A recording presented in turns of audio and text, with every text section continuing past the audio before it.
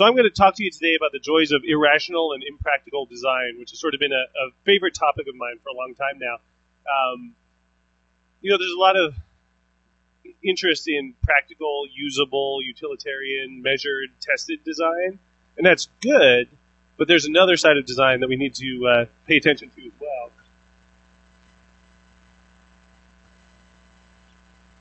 So the basic intention of design is to create something that we can use or interact with in some way. Having it repeatable, having it easy to understand. I mean, we look at interfaces like Google, for example. It's just a profoundly simple search engine. You go there, there's a logo that tells you where you are, there's a box where you type something, and that's great design. But there's another side of it where design is also intended to create experiences that people remember and that intrigue people and that we can get excited about and relay to other people. And that's a basic part of the marketing process. Excuse me.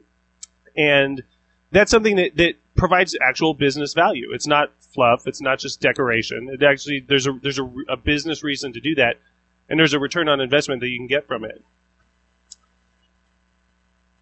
Doing one without the other, which is unfortunately pretty common, usually leads to failure pretty quickly.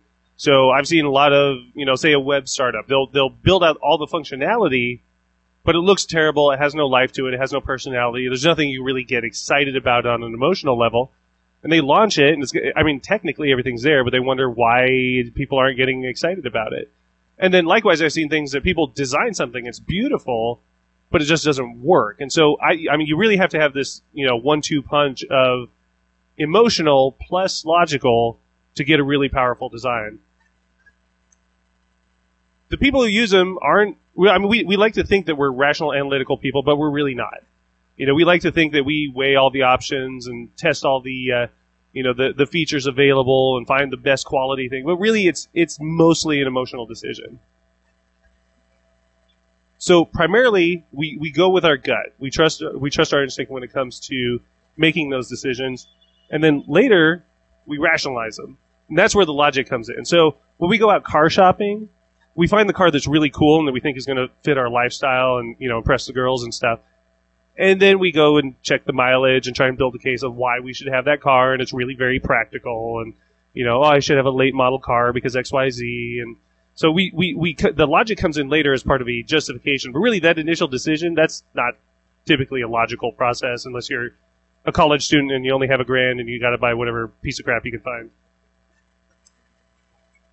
And so in order for us to be effective designers, we should stop designing as if people are logical, analytical, and that's their primary tool for making decisions.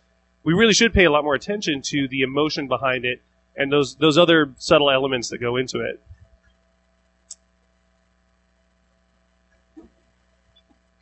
So our gut is an interesting thing.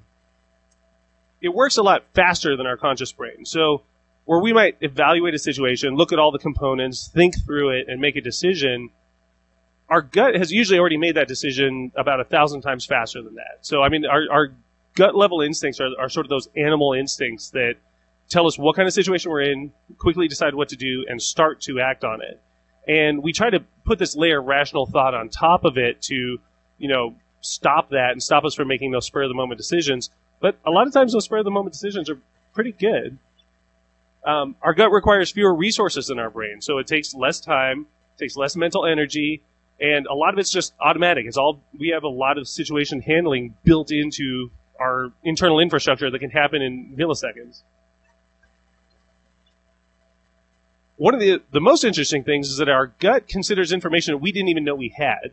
So we could be talking to someone, and they're relaying verbal information to us, and our conscious brain is processing that verbal information, but our gut is watching their eye movements, the way they shift their feet, it's watching how they position themselves, and we can determine a lot about what's really going on in that situation that our logical brain just isn't picking up. If they look up and to the left, our gut can tell us something about that, where our conscious brain, unless we're functioning at a pretty high level and already know how to do all this stuff consciously, we're going to miss. And because it's so ingrained in our biology, our gut uses real criteria that influence our happiness and the things that really matter to us. Our conscious brain is going to start processing things like, well, I wonder what my mom's going to think about this, and how are the guys at work going to take a look at this, and should I really do this, and how am I going to write about this on my blog later? But our gut just sort of says this is good for you, do it. And it's not always right, but by and large it does a pretty decent job. And by taking that into account as designers, as marketers, as advertisers, we can present things in such a way that they can be received by your gut before your brain. And that gives you an edge over the people who are just listing their features and their benefits and saying, well, we're obviously better than everyone else, so you should hire us or you should buy our product. When you get in at a gut level, people have already made the decision before they ever see that feature list. And that's okay. We're humans. We're not Vulcans. And that's how we work. And there's a reason we work that way. And it's actually good for us. And when we deny that, either as consumers or as designers, we wind up in trouble. We wind up missing a lot of really important, relevant things that apply toward human happiness and the things that make our lives go round. So from a business perspective, emotion is a very useful thing. It's a real factor in business decisions, and I think that's obviously based on some of the stuff we've already talked about, but people make financial decisions based on emotion. So if you're not addressing emotion in your marketing, in your design, you're missing the boat on a lot of things. Even business-to-business decisions are based largely on emotion. And this is something that we've had clients come to us and say, well, we don't really need much design or branding because it's just B2B. And people think that somehow B2B means that people making business decisions are robots, and they don't have any feelings, they don't have any aspirations or need for affiliation or desire to impress their boss. But if you come out there with a product that helps them impress their boss, that's going to sell a lot better than something that, again, just has a feature list on it. And design isn't something, especially emotional design, that you can just bolt onto the project later. You can't put the product together and then say, well, how are we going to tie in the emotion to make people excited about this? I mean, that should start very early on. If you look at Apple products or any other products that are particularly known for being well designed, that emotion, thinking about emotion, starts very early on in that process. And for those of you who are clients or who have clients, investing in emotion is a sound decision. I mean, you will see a return on investment when it's done right that surpasses just doing straightforward practical design. And there's more to it than just happy and sad. And it's sometimes difficult to realize what kind of emotions those may be. But think about any major, powerful brand. There's some kind of emotion that it's evoking in you. And it could be one of these. There are a lot of subtle ones out there. There are combinations of emotions or any number of different things that can go on. Does anyone recognize what this is? Yeah, this is Maslow's pyramid of needs or hierarchy of needs. So in a lot of practical design work happens toward the bottom of that pyramid. But we live in a fairly affluent society. I mean, most of Western society, we have nice houses, all our basic needs are met, we're fed, we're sheltered. So that stuff's covered. We don't have to worry a lot about that. And that comes to products and consumers as well. I mean, we have lots of options available to us. And in order to effectively appeal to people, we have to realize that they're shooting toward the top of the pyramid now, those first couple layers on top, and figure out how we can help them achieve those. When you build a car, your goal isn't to figure out how can we most efficiently get someone from point A to point B, because there are plenty of ways to do that are better than what we have now. You're trying to figure out how to get people to affiliate with a certain crowd, how to feel better about themselves. That's really what you're selling. So let's get to some examples. This is a website for a housing program for people who have AIDS. It's a very utilitarian site. There's lots of information on it. And from a certain perspective, you can look and say, that's a good site because all the information's right there. But it's missing something. It's missing an emotional component that gets people excited about it. I mean, I don't feel particularly passionate about helping fund this or volunteering. There's nothing to actually get me going about it, even though technically all the details about it are right there. This is another site in that same area, but you can see there's a much more emotional aspect to it. It's focused on people, it's focused on a message, and it's getting something across that people can actually get excited about. Each time you load the site, there's a different testimonial from someone, there's a different large photo, and you can really connect with people at a human level, which is what needs to happen in order to get people excited and willing to help out with something like this. And a lot of nonprofits have this experience where They really want to do something. They're really passionate, and they try and get people excited about it by giving them all the information about what they're doing, when they should be sharing the passion about what they're doing. So in Arizona, pretty much everyone drinks lots of bottled water. There's always bottled water piled up in the back of my car, but I mean, this is essentially just tap water. And a lot of people drink this. They'll skip past their tap water and go out and buy some Aquafina and bring that back and drink it. And it feels good because you kind of get this, cool, like glacier, icy, refreshing thing going on. But it's just tap water.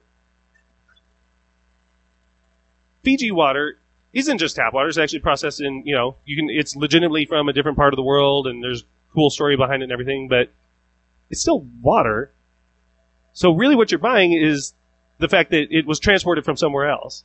And somehow that makes us feel a certain way about ourselves when we get this thing that's transported from somewhere else and it looks cool and it has this exotic feel to it. And that's okay because, we're toward the top of the Maslow's hierarchy of needs. So that's what we're going for. We're not going for, I actually need H2O. We're going for, I'm trying to feel better about myself. I'm trying to feel like I'm part of a certain crowd or something along those lines. Have you guys ever heard of Tasmanian Rain? So this is water that never actually touches the ground. They collect the rainwater in Tasmania, bottle it in these nice glass bottles, and then ship it across the world.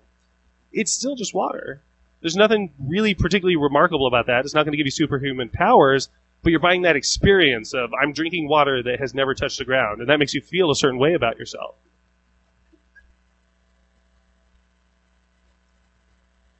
So we all have neighbors who have these trucks, right?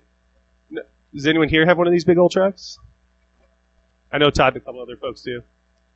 So this is not a practical vehicle. Have you ever seen someone go shopping at the grocery store with one of these? They come out with their bag of things, and they have to climb up the ladder and put a bag in, climb down, climb up, another bag in. And it's pretty funny to watch. It's a massively impractical vehicle, but people, they're not buying the transportation. They're not buying the convenience. They're buying a solution to some sort of inadequacy that they're feeling. When we go to Starbucks, Starbucks is coffee, and coffee is essentially a commodity. I mean, if you're a really good, if you have sensitive taste buds and you can detect the differences and you can really, really tell the difference, that's great. But really what you're buying is the experience of walking into a Starbucks, and they carefully pick their furniture and the decor and the lighting and all those different aspects, the typography of the menu and everything is all carefully chosen to make you feel a certain way. And every time you walk in the morning and order your whatever 7 adjective drink, you're buying that experience of feeling like you're a Starbucks person. That's really what you're paying for with that. And again, that's okay because we're in a fairly affluent society. We don't really need good coffee. We have good coffee everywhere. That's all over the place. You can get it. You can go down to the store and get it. Really high quality stuff. So what you're buying is that theme park experience of I'm going through this and feeling a certain way about myself. This is probably, I used to work in a watch store, and this is probably the most practical, useful, best watch ever made, the Iron Man from Timex. It's about $20, $30. It'll last forever. It'll do pretty much anything. It'll tell you exact time, all the time, forever. If you ever need to replace the battery, take out, replace the battery. It'll give you precise time all the time. But nobody wants that because that's a $20 watch. So we buy these things that are like, see the one on the top left? That's much harder to read than a nice simple digital readout. I mean, you got to sit and stare at it for a minute and figure out what time it is, but it looks really cool and it impresses people, and people admire your elegance and your sophistication for wearing a cool watch like that. I actually have, the watch I have is it's a Citizen Eco Drive titanium. So it's powered by the sun. It's made out of titanium, so my watch will survive a nuclear blast. I can go scuba diving in it, in Chandler. It's and it's much more expensive than a typical practical watch. I like it. It's a nice watch, but it doesn't do me, from a practical level, it doesn't do me that much good. These are the shoes I have. I'm not actually wearing them today, but these are not necessarily the most practical shoes. They've got all kinds of weird stitching and straps of fabric and stuff like that. It looks cool, and I got them because they look cool, and they're pretty comfortable, but if I really want it comfortable, I just go with something practical like that. Anyone here wearing Crocs? So, political campaigns. Barack Obama